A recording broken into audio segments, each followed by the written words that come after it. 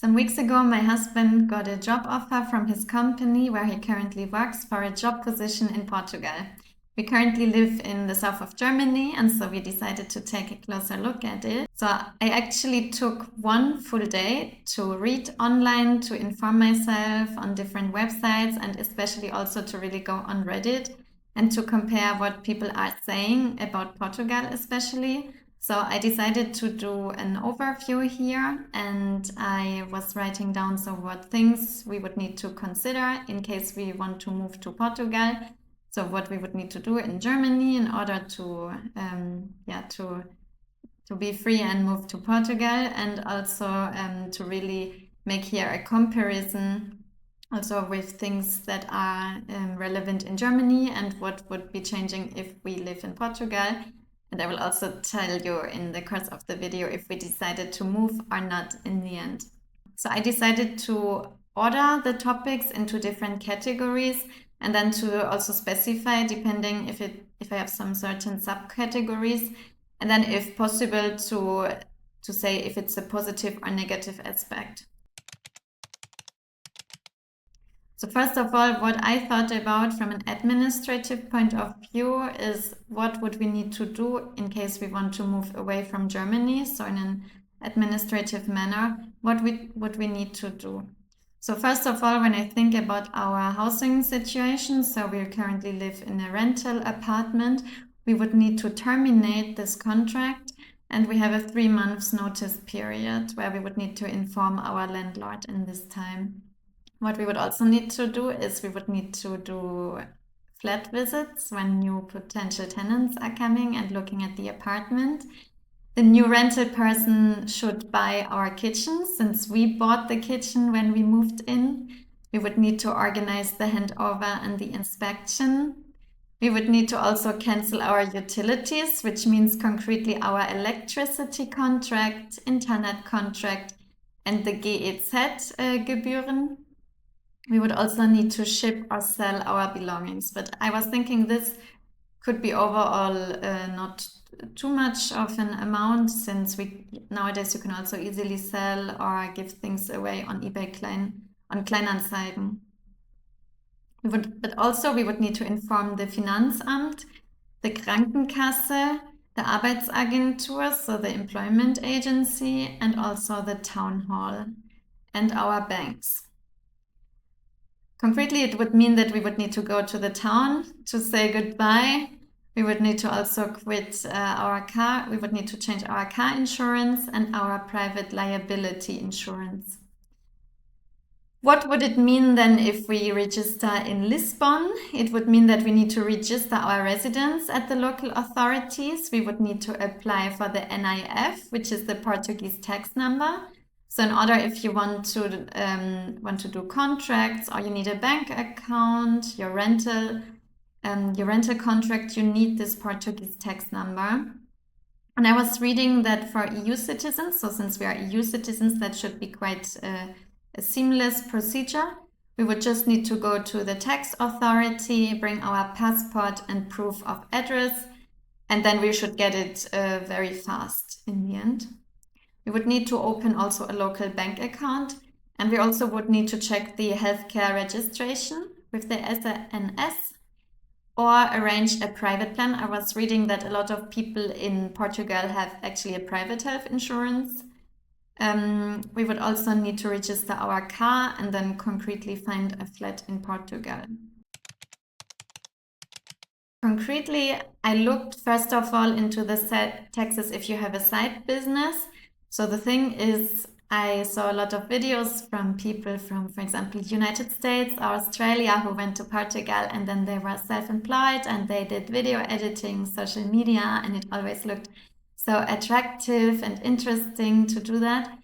And I thought, why not for us? I found out it's actually not the case for us, because for these people, it is usually that it's their only revenue stream, it's their only job, this sort of side business, of better to say freelancer activities.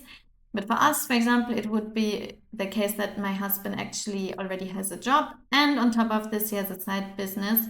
And in that case, the side business is taxed 44 to 48%, plus the social fees, which means 21% on 70% of your revenue.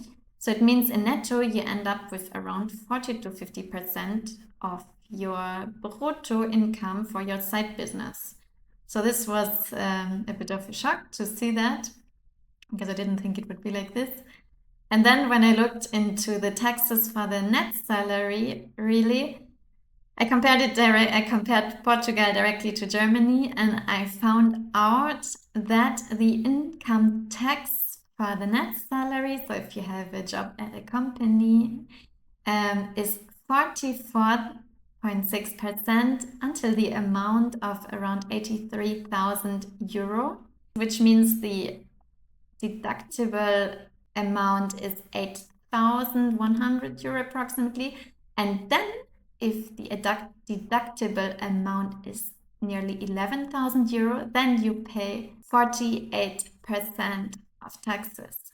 And I was also reading that if you apply the tax rate, the taxable income is divided by 2 if the taxpayers are married.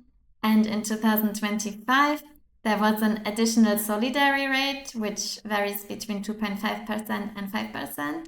It applies to taxpayers who have a taxable income exceeding 80,000 euro and 250,000 euro respectively, which means that if you have joint tax declarations, this is really worth it. And you also pay a tax for Social Security, which is 11%. For Germany, I simplified it because my husband is currently taxed 42% with his income tax, and for Social Security, he pays a tax of 21%. Also, what is beneficial for us in Germany is in case I have a lower income or if I am unemployed, it helps us save thousands of euro of taxes because of the famous Ehegatten splitting. So it means that you add the amount of your household income in the end together, and then you're taxed less, because for me, I would then contribute less to this amount, which is not the case in Portugal. That's why actually a lot in Germany, in a lot of cases of married couples, it's sort of beneficial if one person earns less significantly than the other tax-wise. And in Germany, the side business, the Gewerbesteuer, is calculated with the income tax. So I informed myself about relocation support that you can ask your company if you move because of the job. So financially wise, even though Portugal is cheaper in several areas than Germany, you can still ask for certain services or financial support. So for example, you can also ask them for a relocation allowance, so which means it's a one-time payment, so that they are covering your expenses if you move. If they pay your flights, for example, or they pay for temporary housing, as an example. Besides, also you could ask that they pay for costs for the furniture, for shipping the belongings, or they simply pay you a lump sum if you move. And that they also pay the housing for the first 2 to 3 months while you settle, or they could help you to find really a housing opportunity. Because Lisbon in particular can be challenging to find an apartment.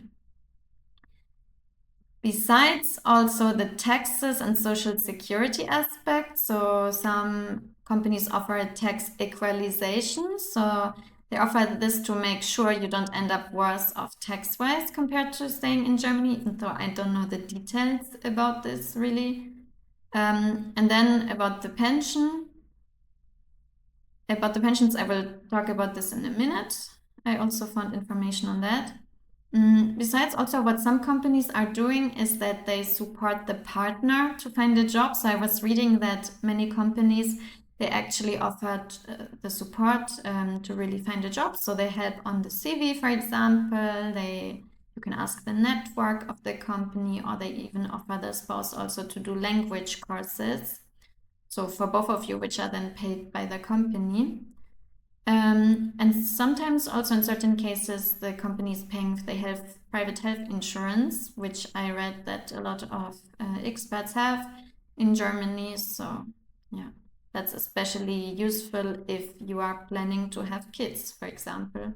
So another point I read about was the contractual security, which means to have a return clause. So to write in your contract that you have the possibility to move back, for example, to Germany if it really doesn't work out with the job. Or to also have a promotion path, so to really concretely line out what are the next steps in the country, what is the position. As an example, for example, you want to be a finance manager, and if the role doesn't fit, then to also make sure would he have an internal transfer or not, what would happen in these cases. And I also read what you can also ask your company in case you relocate is a travel budget. So for example, that the company pays for flights home once or twice a year, if they help with the car allowance or transport support or schooling allowance. So if you have kids, for example, then some companies support international school fees. Okay, then I looked at the retirement and social security, and I read positively that this is not an issue. So since both Germany and Portugal belong to the European Union, there is no problem with the retirement, with the social security systems. And once you retire, it's calculated from each country how much pension you get, depending on how long you paid into the country's retirement system. Afterwards, I looked at the cost of living, which was a very important topic for us. So I checked, first of all, what about the rental situation? So first of all, I went on different rental apartments and I really checked what are the current prices. And I found out that a lot of apartments were relatively expensive. So I think what I saw was like, especially for what it was like 2 or 3 room apartments. And you paid, I don't know, it was like 1,100 up to 1,900, I would say. And it didn't look that good, especially. And so I think it was just a bit less expensive than the apartments in the region where we currently live. So this was very disappointing, especially when, we heard that the salary, for example, would be significantly lower in Portugal than in Germany. So this was a big aspect. So what I also read was that a lot of the apartments in Portugal are very poorly isolated. You hear a lot the neighbors. And why is that? So I was reading that in Lisbon, a lot of people live in tabik apartments, which basically means that the separation between the apartments is made out of wood and not out of concrete. So this was a very negative aspect as well. And I was reading that you should then inform yourselves before you move there. You should ask the people before you visit the flat about this. Then I read about the groceries, and I found out that a lot of things are less expensive than in Germany. So, for example, milk, bread, rice, eggs, chicken, cheese, banana. So you can save a bit of money.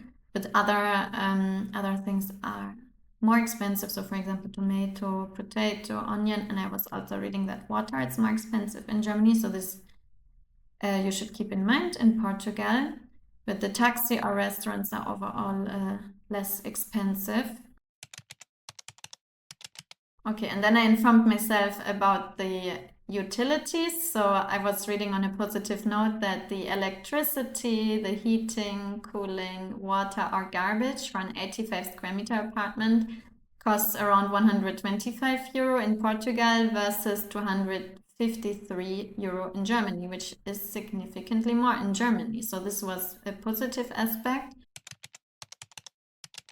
I read that the metro in Portugal is quite good, but the buses are very unreliable, so you're better off with a car.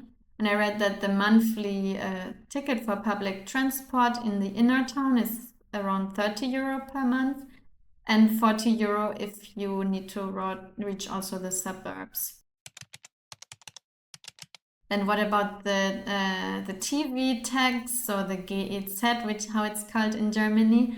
I was reading on in Portugal, instead of having a flat household fee, there's another tax also.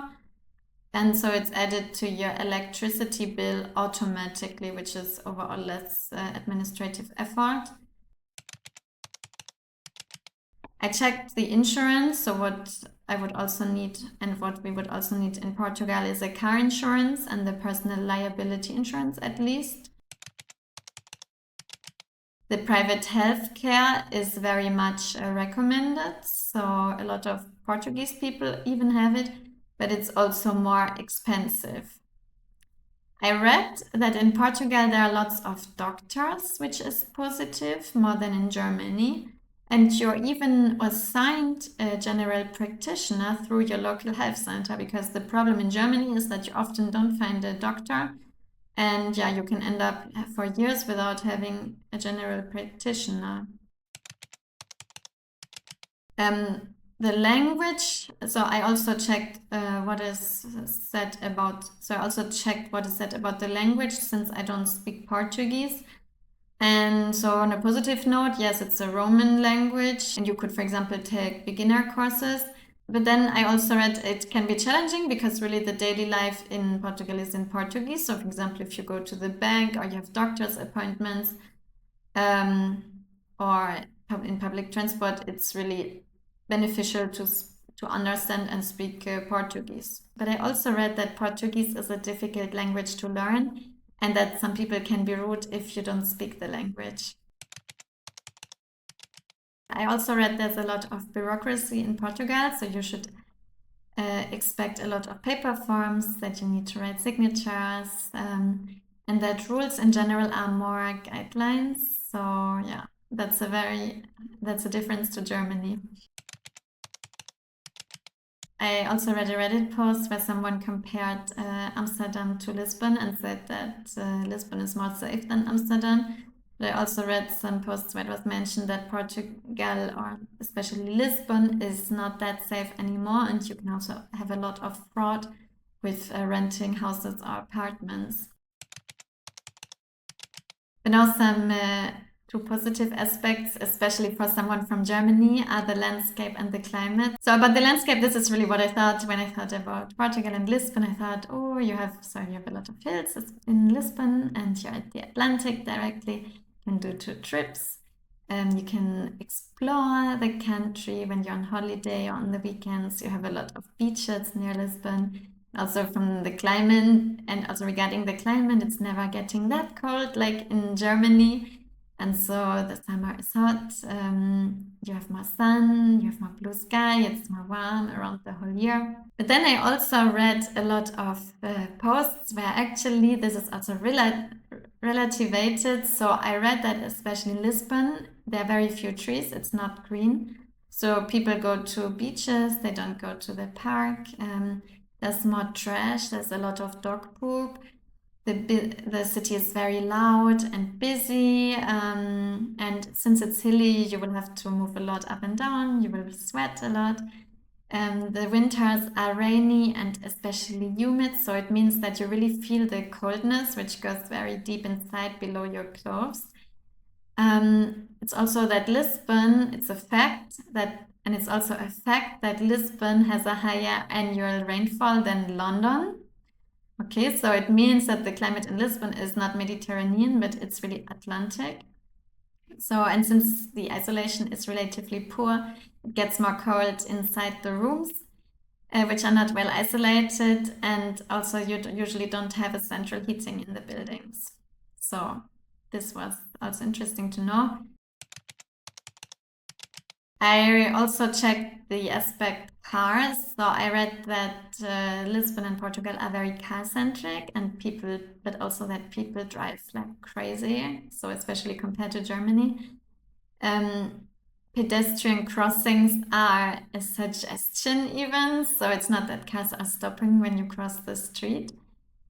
I also read that in case if you move to Portugal, you need to update the driver's license or the car registration if you own a vehicle.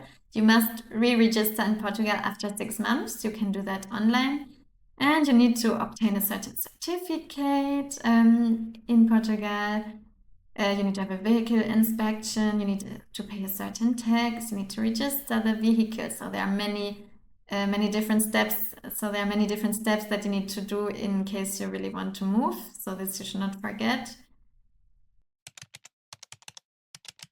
And last aspect, if this is relevant for you, I also checked what about, for example, the maternity leave and parental allowance in Portugal. What is the main difference in Portugal, and also the childcare? I was reading that in Portugal, up to 30 days before the birth are optional as the maternity leave, and the 6 weeks after the birth are mandatory. And for the men, the men's actually have 20 days, so 10 days after the birth are mandatory, and they can rest, they can stay out of work until 6 weeks after birth, and they have a common parental time of 120 days, which are 4 months, which is 100% of the average salary. Or they spend together 150 days, which are 5 months, which is 80% of the average salary. Or in case they spend 180 days together, which are 6 months, then they have 83% of the average salary if both parents take at least 30 days in a row each. So the maternity leave and the parental allowance are based on the last 6 months of brutto salary, and so it's shorter than in Germany. Because in Germany, so the maternity leave is mandatory 6 weeks before and 8 weeks after the birth. The men at the moment still have no paternity leave officially, and the parental you receive parental money only for parents until 175,000 euro of taxable income, and you can now only take 1 month together still. And the parental money is between 300 euro and 1,800 euro maximum. You have a total of 14 months that you can split between the two. And the last thing I read about was the childcare in Portugal. So the public kita, I forgot the word, it's this institution before the kindergarten. If it's public, it's for free. If it's private, you pay between 300 to 500 euro per month. But I also read in Lisbon, you often pay even more. You have a lot of waiting lists and you don't have a right that you place your child in that. On the contrary to that, in Germany, you receive the Elterngeld, which is 250 euro per month from the 13th until the 36th month of your child.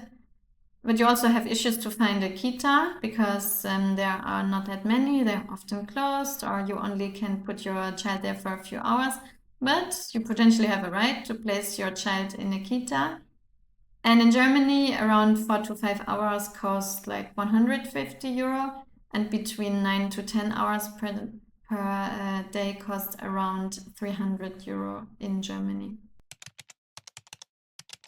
So I hope this was helpful for you. And in the end, me and my husband, we decided not to move to Portugal since we were quite disappointed.